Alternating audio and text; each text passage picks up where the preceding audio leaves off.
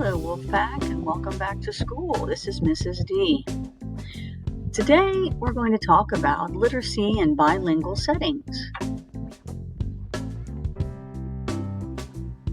We have some topics to cover today for our presentation. They are literacy and biliteracy, key terminology, cultural effects on literacy, 5 literacy domains, and 4 strategies to embed biliteracy in our classrooms. I'm sure we're familiar with the term literacy, but what about biliteracy? Well, literacy is a person's ability to read, write, speak, and listen in a language, but biliteracy is a person's ability to fluently speak, read, listen, and understand the written material in 2 languages.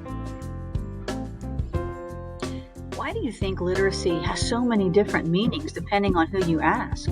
Well, in recent years, the definition of literacy may have remained the same, but the social and cultural usage has certainly changed. A new communication concept has emerged, referred to as social media. Due to this new communications environment, the requirements for literacy must now be expanded to include technological literacy. The use of social media has become ingrained in our culture as deeply as any social concept ever has.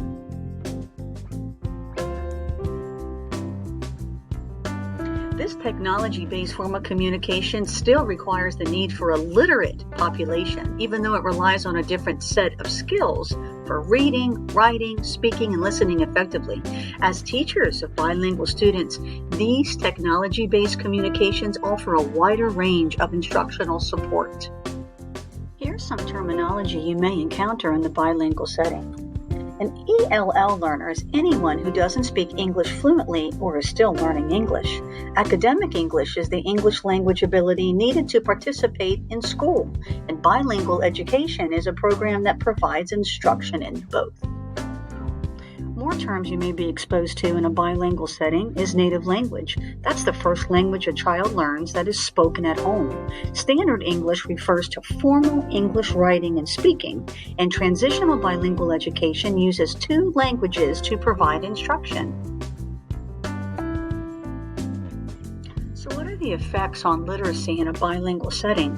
Bilingual students come from varied backgrounds, and it can be influenced by things like religious and cultural values, family's country of origin, and socioeconomic status, to name a few.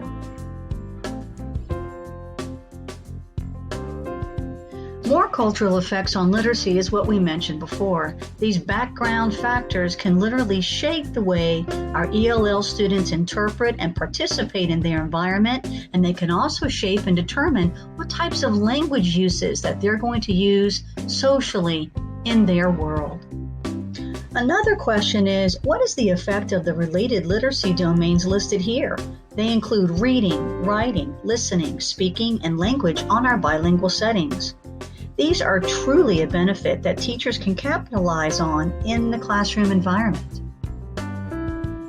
It should be clear by now that there are several factors that can influence the literacy skill set that bilingual students can bring into our classroom.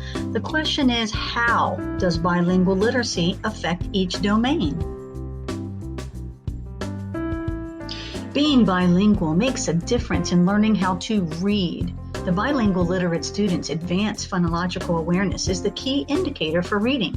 Research shows that bilingual students outperform monolingual children in both phonological awareness and reading assignments. With writing, much of the research shows a higher level of ability of bilingual students compared to monolingual students. Also, bilingual students' writings often show equal or better grammar, better content, and better language usage. Research has shown that bilinguals are better listeners too than monolingual students. This is due to the conditioning of the brain to listen to 2 languages often at the same time. They can also understand and evaluate sounds more quickly than students whose brains have not been stimulated early on.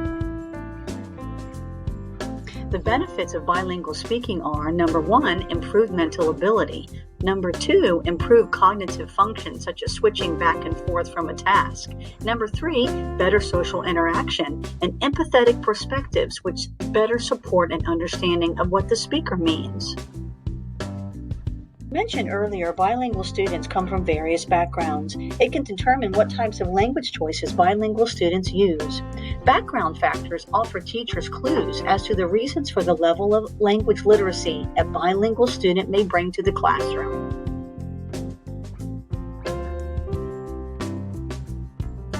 Now, as we finish up our presentation today, let's now talk about the 4 research-based strategies that teachers can use to embed biliteracy in our classrooms.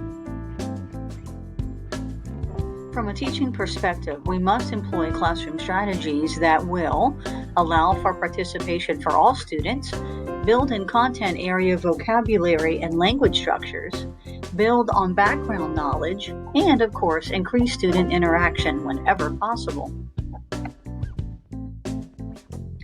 Reading theater. This is a fun strategy that teachers can use to paraphrase a story. It uses language that their students can understand, and then the students get to build on their own vocabulary. Students then get to act out the main ideas of the text with other students. Sharing an experience. This strategy is designed to provide students with the opportunity to reflect and write about a recent experience. This activity can also be modified in many ways for any language proficiency level.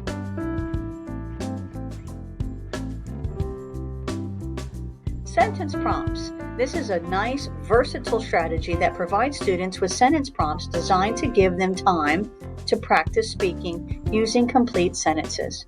The responses to prompts are given to another student first and then to the class. This supports the highly effective method of student and student interaction.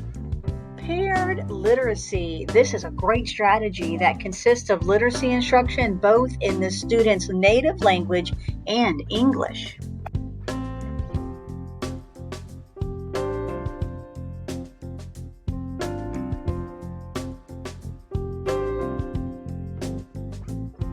All right, Wolfpack. Well, I appreciate your time today reviewing how we can emphasize literacy in our bilingual classrooms. Enjoy your day and welcome back to school. Bye.